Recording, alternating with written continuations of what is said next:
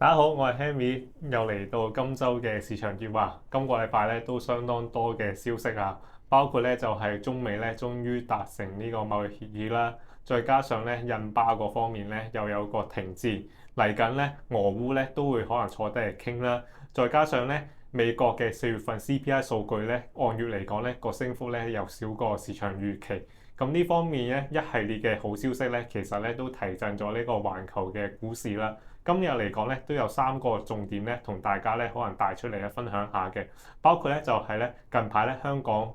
嗰個 HIBOR 咧就係拆息咧急降啦，呢方面同大家分享翻咧邊啲板塊利好啊，或者係利淡啦。其次嚟講咧，見到咧呢個特朗普咧出席呢個中東之旅啦，都有唔少嘅斬獲，咁啊同大家分享翻邊啲板塊咧係受惠嘅。最後嚟講咧，就係歐洲嘅央行咧都對於歐洲嘅銀行咧進行翻啲排查，咁啊同大家探討翻係咩一回事啦。咁啊第一方面咧，近排嚟講見到香港嘅同業拆息啦 HIBOR 咧就係急跌啦，尤其是同呢個樓按掛鈎嘅1個月嘅 HIBOR 咧更加跌穿到去咧2厘樓下嘅水平。咁呢方面嚟講啦，當然對於一啲供樓人士嚟講咧就係受惠啦。咁啊，如果咧嗰個 HIBOR 咧一直咧都係維持喺2厘樓下嘅話，其實咧市場咧就會對於咧香港嘅一啲可能房地產嘅一啲按揭啊等等咧，其實嘅一啲咧都會咧嗰個風險咧都會覺得咧有所改善嘅。再加上咧，對於一啲地產商嚟講咧，之前都擔心會負債過高嘛，一旦嚟講個 HIBOR 下跌嘅話，其實都舒緩咗佢嗰個貸款嘅一啲利息嘅壓力啦。咁呢方面嚟講咧，如果頭先都講咗啦，如果 HIBOR 急跌嘅話，其實對於一啲尤其是呢啲本港嘅房地產板塊嚟講咧，屬於有利嘅。咁而家嚟講咧，首選咧都係一啲可能新鴻基啊同埋恒基呢兩間，因為咧除咗HIBOR 急跌對於佢嗰個負債表嚟講有利啦，再其次嚟講咧，其實佢都有唔少嘅一啲中小型嘅一啲項目咧嚟緊都會陸陸續續咧推出，咁呢方面咧都可能咧帶動翻佢物業方面各方面嘅一啲銷售改善嘅。咁啊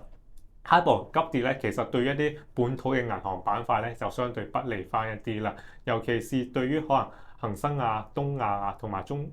國中銀香港咧都會相對嚟講不利翻一啲嘅，因為咧對佢嗰個淨息差咧會造成一定嘅壓力。咁而家嚟講見到啲 CASA 啦，包括支票啊同埋活期等咧戶口嘅存款息咧已經跌到去咧0.25厘嘅水平啦，所以咧嚟緊咧可能降低翻啲存款嘅一啲成本嘅個空間咧係有限嘅，再加上咧 HIBOR 下跌嘅話咧，其實咧就會令到佢個淨利息嗰方面嘅收入咧就會下降啦，所以咧呢方面嚟講咧都對於本土嘅銀行板塊相對不利翻一啲啦。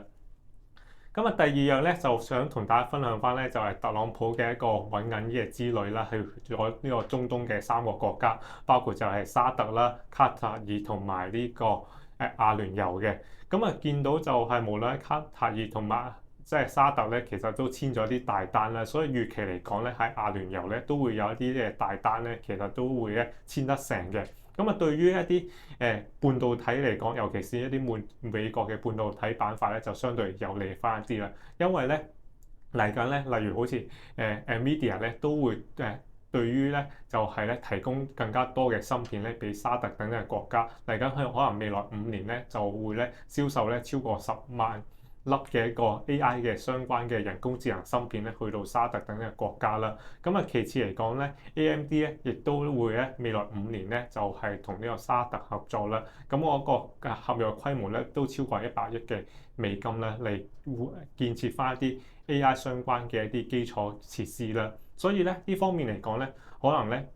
而家嚟講，當然見到公布嘅可能NVIDIA 同埋 AMD 咧就係最受惠嘅2間公司啦。但係要知道咧，其實無論 AI 嘅基礎建設、AI 嘅芯片咧，其實都會咧上下游咧都會有利翻一啲嘅。包括可能萬威爾科技啦、博通啦同埋美光科技呢啲可能做一啲業務方面咧，就係一啲網絡連接啦、半導體嘅設備啦，再加上咧就係儲存芯片等等咧，都會咧從中有利嘅。咁啊，最後嚟講咧，想同大家分享翻咧，就係咧近排嚟講咧，歐洲央行咧都要求佢區內嘅銀行咧，就係進行翻個排查，要知道咧，而家嚟講咧，歐洲央行咧，其實咧要17% 嘅資金咧，其實係屬於咧就係美元計價噶嘛。咁而家嚟講咧，其實要知道美國咧，其實尤其是特朗普總統咧，對於而家歐盟嚟講咧，都相對咧嗰個矛盾咧都不斷加劇，所以咧市場都擔心翻咧，一旦嚟講，歐洲嗰方面咧，可能甚至環球咧出現翻個金融等等嘅風險嘅話，其實咧會唔會令到咧就係美元嗰方面嘅一個流動性咧有個枯竭嘅？咁呢方面嚟講咧，一旦嚟講咧，美聯儲嗰方面又唔提供一啲